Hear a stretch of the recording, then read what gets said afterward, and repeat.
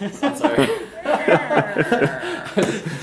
Take 20. Let me know when you're ready, Kelsey. I'm good.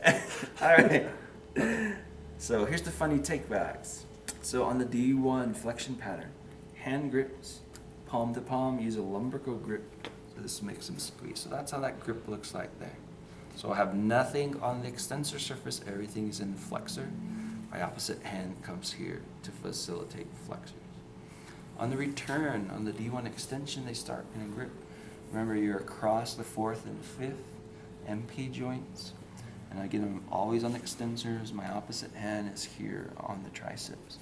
And as he opens, here's my resistance there.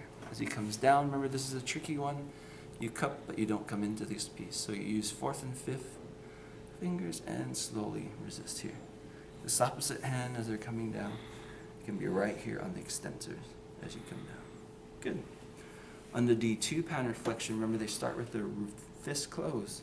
So again, across the hand, block the thumb. And as they come up and across, they open. So here's how you control the rotation.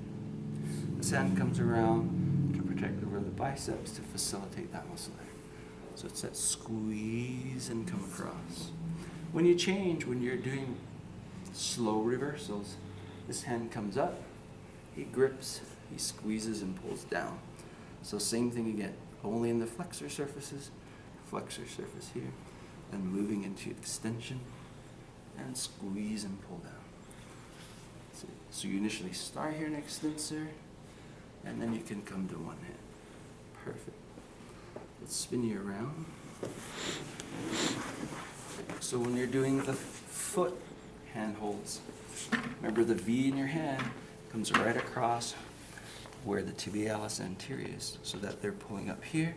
As they come up, remember then all you do is you just switch your hand this way. So D1 flexion starts here, and you can rotate here.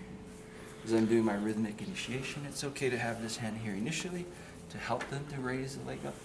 Eventually they do it on their own and they're raising up. The cue is toes up, heel across, other hand facilitates the quads. On the return back in the D1 extension, remember thumb comes right into this crease on the end, each joint of the foot, the metatarsals, and they're getting them to flex down here because they want to plantar flex and they also want to evert the foot.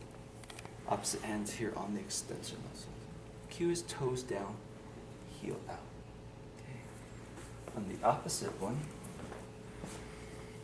hands across because they're going to dorsiflex and evert. So my hand placement's here. Initially you may have to grip to have them bring your hip and bring your foot up and across. The cue is toes up, heel out. Heel out. There we go. So my hand's here to facilitate the dorsiflexors. This hand's going to come here on the quads to resist hip flexion. It also helps with knee extension. On the return back, again, hand is on the foot, ball of the foot, getting them to grip down. Opposite hand is here on the extensors, toes down, heel in. Toes down, heel in. All right. So give you two to see the pattern and to see